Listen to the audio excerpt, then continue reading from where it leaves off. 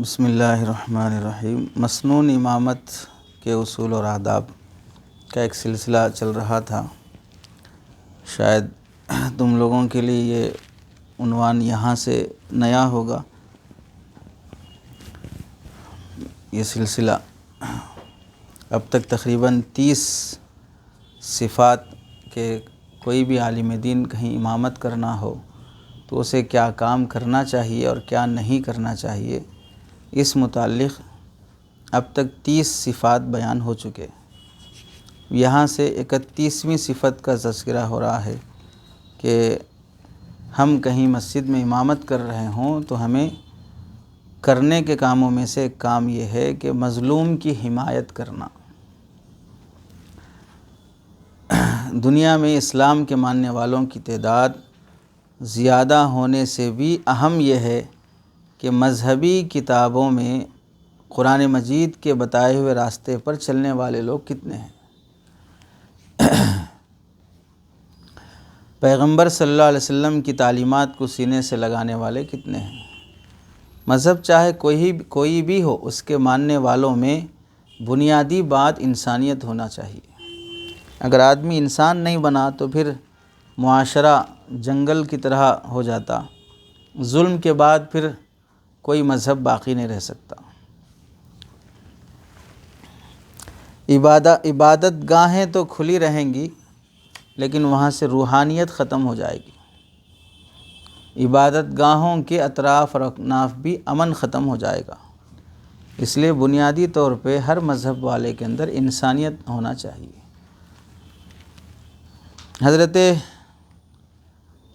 اور انسانیت کا بنیادی کردار پیش کرنے والا مذہب وہ مذہب اسلام ہے کہ جو جتنا پکا مسلمان ہوگا وہ اتنا سچا انسان ہوگا، اور جس کے اندر مذہب اسلام کی تعلیمات جتنی کم ہوتی جائیں گی اس کے اندر سے انسانیت بھی اتنی ہی گھٹتی جائے گی۔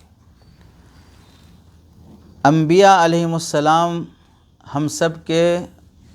مورث ہیں، ہم ان کے وارث ہیں، یعنی اہل علم وارثین انبیاء کہلاتے ہیں۔ تو انبیاء کے کاموں میں سے ایک کام یہ بھی رہا ہے کہ وہ مظلوم کی حمایت اور اس کا ساتھ دینے میں کبھی پیچھے نہیں ہٹا کرتے تھے۔ چنانچہ حضرت موسیٰ علیہ السلام نے قبطی کو جب فیصلہ کن تماچا رسید کیا اور اسرائیلی کی مدد کی تو کسی کے دل میں اعتراض ہوا ہوگا کہ بھئی اسرائیلی چونکہ موسیٰ علیہ السلام کی قوم سے تھا اس لیے مدد کرنا ضروری تھا، لیکن اصل بات یہ ہے کہ وہ مظلوم تھا، اس واسطے اس کی حضرت عیسیٰ علیہ السلام نے مدد کی۔ ورنہ حضرت موسیٰ علیہ السلام قومیت کو اگر دیکھ کر مدد کرتے تو پھر مدین شہر آنے کے بعد 2 کمزور لڑکیوں کو جو پانی کے لیے پریشان تھیں بکریوں کو پلانے کے لیے، تو وہاں پر ان 2 لڑکیوں کی جو مدد کی ہے تو ظاہر سی بات ہے وہ تو اپنے قوم کے نہیں تھے، اپنی برادری کے نہیں تھے۔ تو مظلوم کی مدد اصل میں مقصود تھی، وہاں پر اپنی قومیت اپنی برادری کی مدد وہاں پر مقصود نہیں تھی۔ فرعون اور اس کے حواریوں کے سامنے حضرت موسیٰ علیہ السلام نے پوری شد و مد کے ساتھ جو مقدمہ لڑا اور پیش کیا اس میں کیا فرمایا؟ فَأَرْسِلْ مَعَنَا بَنِي إِسْرَائِيلَ وَلَا تُعَذِّبْهُمْ،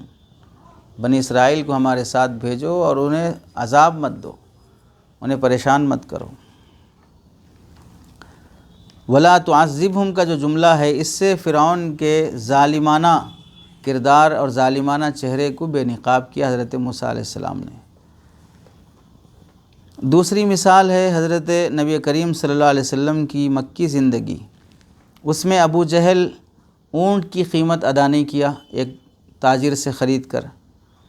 اور جب تاجر شکایت لے کر آیا آپ صلی اللہ علیہ وسلم کے پاس کہ مجھے اس کی قیمت دلوا دیں، تو نبی کریم صلی اللہ علیہ وسلم اس زمانے میں اگرچہ کہ مظلوم تھے خود بھی مذہب اسلام اور دعوت اسلام کی وجہ سے، لیکن پھر بھی اس مظلوم کو لے جا کر ابو جہل سے اس کا حق دلوایا، جبکہ آپ علیہ السلام پر خود ظلم ہو رہا ہے، لیکن اس حالت میں بھی آپ نے مظلوم کی مدد کی۔ مظلوم کی حمایت ہی کا اثر ہے کہ آپ صلی اللہ علیہ وسلم نے اعلان کر رکھا تھا اگر کوئی آدمی انتقال ہو جائے اور اس کے ذمے قرضہ ہو تو قرضے کی ادائیگی میں خود کروں گا۔ یہ جو اعلان تھا قرضے کی ادائیگی میں کروں گا، ظاہر سی بات ہے کہ اگر وہ جو انتقال ہو گیا اور اس کے پاس قرضہ ادا کرنے کے واسطے کوئی وراثت نہیں ہے تو قرض خواہ ان کی اولاد کو پریشان کریں گے، اس کی بیوی کو پریشان کریں گے۔ تو وہ اس ظلم سے بچانے کے لیے آپ نے اپنے ذمے لیا کہ میں وہ قرضہ ادا کروں گا۔ چوتھی مثال اس کی ہے نبی کریم صلی اللہ علیہ وسلم کے نبی بننے سے پہلے حلف الفضول والا واقعہ۔ زمانے جاہلیت میں جب عرب میں ظلم بڑھ گیا اور تو قریش کے چند قبائل عبداللہ بن جدعان التیمی کے گھر پر جمع ہوئے اور آپس میں عہد کیا کہ جو بھی مظلوم ہوگا خواہ وہ مکے میں رہنے والا ہو یا کہیں اور رہنے والا ہو، یہ سب اس کی مدد کے لیے کھڑے ہوں گے اور اس کا حق دلوائیں گے۔ اور اس میٹنگ میں رسول اللہ صلی اللہ علیہ وسلم بھی بذات خود شریک رہے اور فرمایا کرتے تھے، میں عبداللہ بن جدعان کے مکان پر ایک ایسے معاہدے میں شریک تھا کہ مجھے اس کے عوض میں اگر سرخ اونٹ بھی دیے جائیں تو میں پسند نہیں کروں گا، اور اگر دور اسلام میں مجھے اس عہد و پیمان کے لیے بلایا جائے تو میں لبیک کہوں گا۔ مطلب اس وقت جو ہوا تھا وہ میٹنگ کفر کی حالت میں ہوئی تھی، کافروں نے کی تھی، آپ علیہ السلام ابھی نبی نہیں بنے تھے، تو کافروں کے ساتھ رسول اللہ صلی اللہ علیہ وسلم کی میٹنگ تھی۔ وہ آج میں نبی ہوں اور مسلمان ہوں، اگر اس زمانے میں بھی مجھے وہی کافر دوبارہ بلائیں گے ویسی میٹنگ کے لیے تو پھر دوبارہ جاؤں گا میں، چونکہ مقصد کیا ہے اس میں ظلم کو ختم کرنا، مظلوم کی حمایت کرنا۔ تو گویا کہ زمانے جاہلیت میں ہونے والی اس میٹنگ کو رسول اللہ صلی اللہ علیہ وسلم نے اتنا پسند فرمایا کہ مظلوم کی حمایت میں کی جانے والی میٹنگ تھی، اس واسطے آج بھی میں اس کو پسند کرتا ہوں۔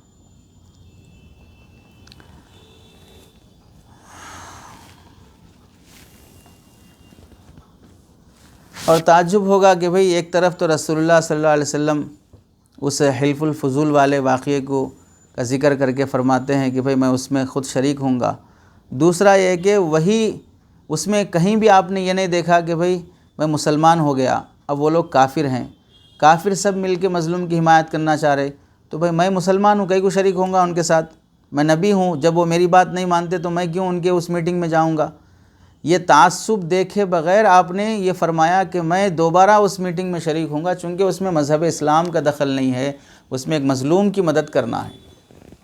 برخلاف اس کے کہ یہی مکے کے کافر جو زمانے جاہلیت میں یہ معاہدہ کیے تھے کہ ہمارے شہر میں کسی پر ظلم نہیں ہونا، نہ شہری پر نہ کسی باہر سے آنے والے پر، جو بھی مظلوم ہوگا ہم سب مل کر اس کی مدد کریں گے، یہ معاہدہ کرنے والے لوگ خود رسول اللہ کے خلاف معاہدہ کیے کہ ان کا بیکاٹ کرنا ہے۔ ارے سمجھے نہیں سمجھے؟ جو باہر سے آنے والے مظلوم کی حمایت کرنے پر ایک گروپ بنائے تھے، جماعت بنائے تھے جو حق دلوانا چاہتی تھی، وہی جماعت گروپ بنا رہی ہے اس بات پر کہ شعبہ ابی طالب میں 3 سال کے لیے بیکاٹ کر دیا جائے گا، رسول اللہ کو اور ان کے ماننے والوں کو حق نہیں دیا جائے گا۔ تو کس قدر سوچ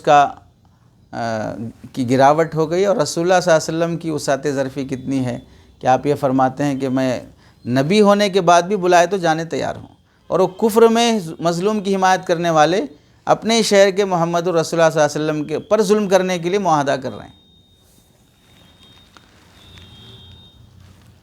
چوتھی مثال اس کی ہے ایک مرتبہ حضرت حسین رضی اللہ تعالیٰ عنہ اور ولید بن عتبہ بن ابی سفیان کے درمیان مال پر جھگڑا ہو گیا، جس سے ان کے تعلقات میں تلخی پیدا ہو گئی۔ تو ولید امیر معاویہ رضی اللہ تعالیٰ عنہ کی طرف سے مدینہ کا والی مقرر کیا گیا، تو گورنر بننے سے پہلے حضرت حسین رضی اللہ تعالیٰ عنہ اور ولید بن عتبہ ان دونوں کے درمیان میں جھگڑا ہوا کسی مال پر، اتفاق سے جس سے جھگڑا ہوا وہ اب شہر کا گورنر بن گیا ہے، تو وہ حضرت حسین رضی اللہ تعالیٰ عنہ پر ظلم کرنے لگا، ہٹ درمی کرنے لگا گورنر بننے کے بعد۔ تو اس موقع پر حضرت حسین رضی اللہ تعالیٰ عنہ نے اس سے کہا، فرمایا تم مجھ سے انصاف کرو ورنہ میں تلوار اٹھاؤں گا اور مسجد نبوی میں بیٹھ کر زمانے جاہلیت میں جنہوں نے حلف الفضول کا معاہدہ کیا تھا ان سب کو دوبارہ بلاؤں گا۔ تو آپ اس سے اندازہ کر سکتے کہ حلف الفضول کا وہ معاہدہ کتنا پختہ اور تاریخی تھا کہ حضرت حسین رضی اللہ تعالیٰ عنہ اس معاہدے کا حوالہ دے رہے ہیں جو معاہدہ رسول اللہ صلی اللہ علیہ وسلم کے رسول بننے سے پہلے ہوا تھا۔ ارے سمجھے، یعنی نانا کے نبی بننے سے پہلے جو معاہدہ ہوا، نواسا اس معاہدے کو دلیل میں پیش کر رہا ہے کہ میں ظلم کے خلاف اس ساری جماعت کو دوبارہ دعوت دوں گا بلکہ، مطلب ایک نیا حلف الفضول والا ایک جماعت ایسی بنائیں گے جو ظلم کے خلاف جنگ کرے گی۔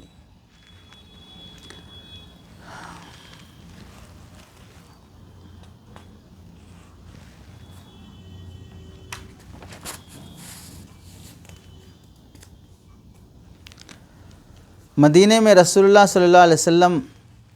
جو کمزور لوگ تھے، مجبور تھے، ان کا مستقل نام لے کر دعا فرمایا کرتے تھے کہ اللہ جو مکہ مکرمہ میں کافروں کی قید میں ہیں یا ظلم میں ہیں ان کی مدد فرما۔ چنانچہ دیکھیں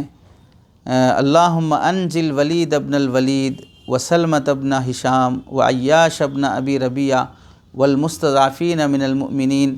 اے اللہ ولید بن ولید، سلمہ بن ہشام، عیاش بن ابی ربیعہ اور مکے میں گھرے ہوئے دوسرے بے بس مسلمانوں کو رہائی دلا۔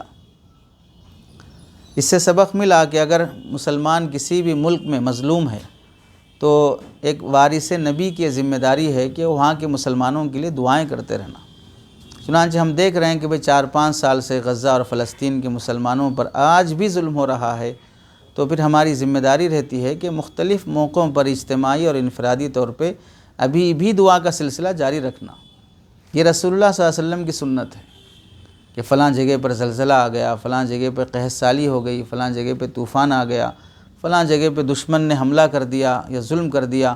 یا فلاں علاقے کے مسلمانوں کے گھروں کو یا دکانوں کو جلا دیا گیا، اور آپ مسجد کے امام ہیں، آپ کو معلوم ہوا، تو آپ کے ان کے دکھ درد میں شریک ہونے کا طریقہ یہ ہے ان کے حق میں دعا، اجتماعی دعا کا اہتمام کریں آپ۔ اب حال یہ ہے کہ اگر کوئی مصلی آ کے بول رہا مول صاحب تھوڑا فلسطینیوں کے واسطے دعا کرو نا، نہیں کرتا میں، اللہ کو نہیں معلوم وہاں ظلم نہیں ہونا بول کے، مدد کرنا بول کے اللہ کو نہیں معلوم، میری دعا سے ہو جاتا سب صحیح، وہاں پر نہیں کرتے ہم دعا۔ اگر اس طرح آدمی زبان استعمال کرے گا تو ظاہر سی بات ہے جاہل وہ امام کو خود سے بڑا جاہل سمجھے گا،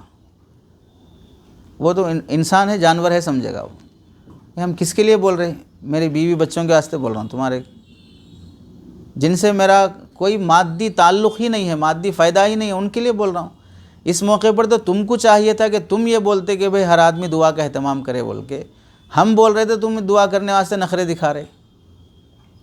تو یہ بے حسی والی حرکت نہیں ہونا کسی بھی امام سے۔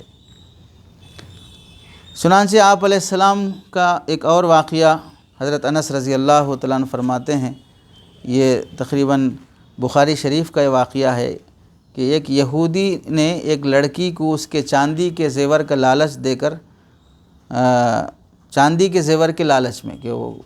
وہ کوئی اس زمانے میں ایک لڑکی چاندی کا کوئی زیور گلے میں یا ہاتھ میں بہرحال پہنی ہوئی تھی، وہ چرا لینا ہے تو اس واسطے وہ لینے کے واسطے لڑکی کو مار دیا۔ تو یہ یہودیوں کی جو حرکت ہے، قتل کر دینا، پیسے کے واسطے مار دینا، تو آج جو یہودی ہیں مال کے لالچ اور قتل کے بالکل ظالم اور درندے، وہ اس زمانے سے چلے آ رہے سے ہیں۔ یہودی تو وہ قوم ہے جو انبیاء کو قتل کی ہے، تو اب ان کے لیے قتل کوئی بڑی چیز نہیں رہتی، اب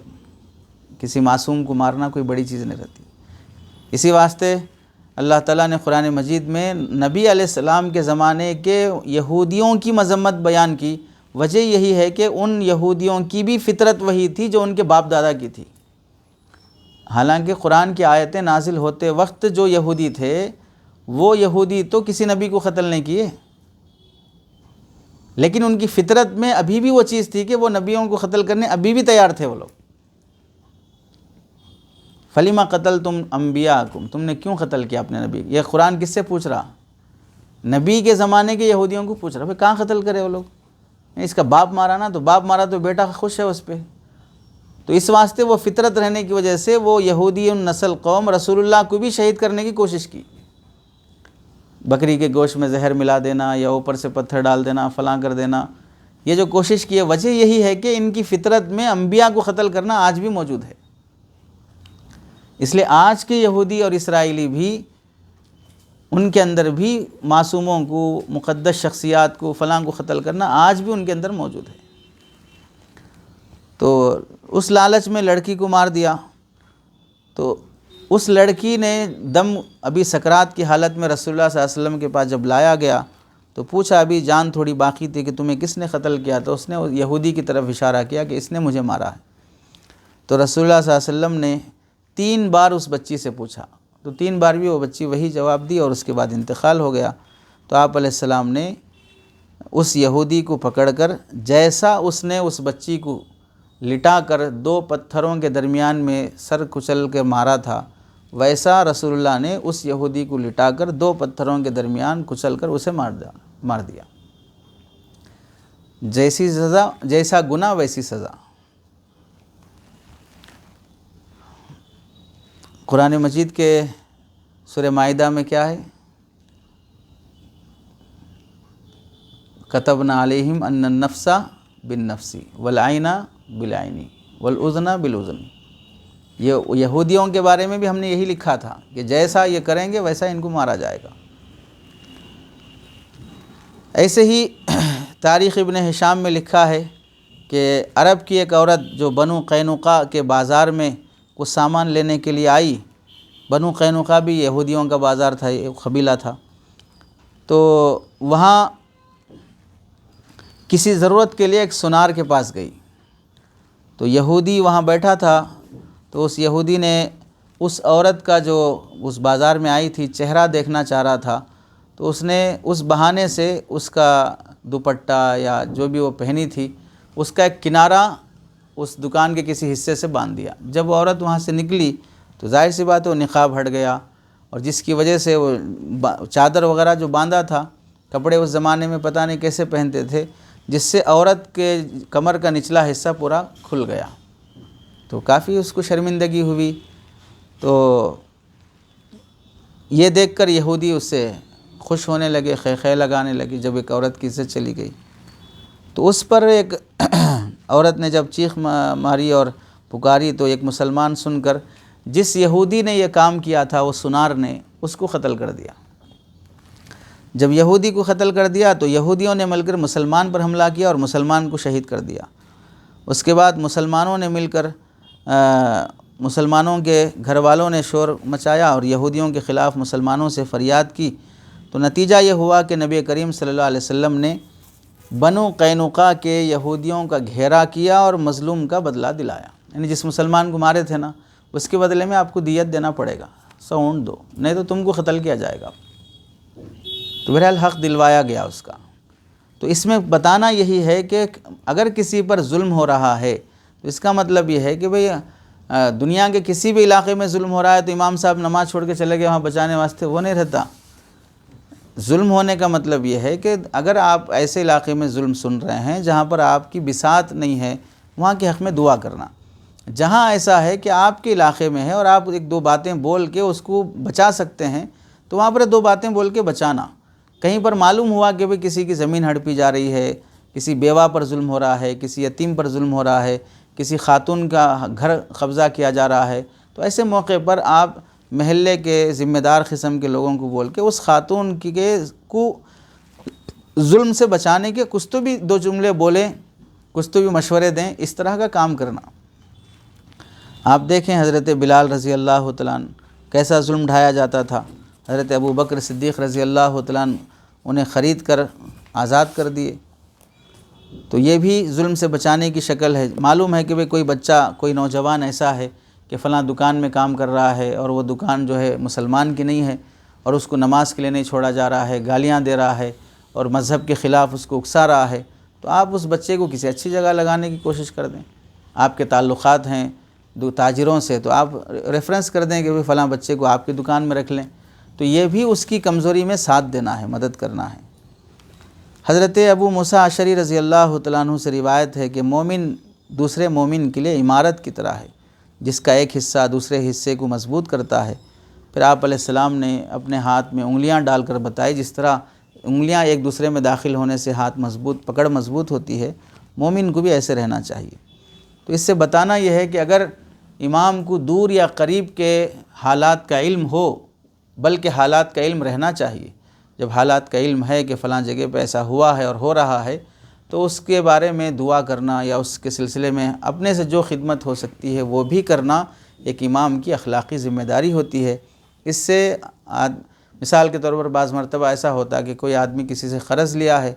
اور سود پر لیا ہے، سود بڑھتے جا رہا ہے، ایسے موقع پر وہ آ کر ٹینشن میں خودکشی کر لینا چاہ رہا ہے، آپ کے پاس آ کے بتا رہا ہے امام صاحب میرا اتنا قرضہ بڑھ گیا ہے، آپ میرے لیے کچھ کریں۔ تو ایسے موقع پر جو مالدار لوگ ہیں جن کے اکاؤنٹوں میں انٹرسٹ کے پیسے لاکھوں روپے پڑے رہتے ہیں،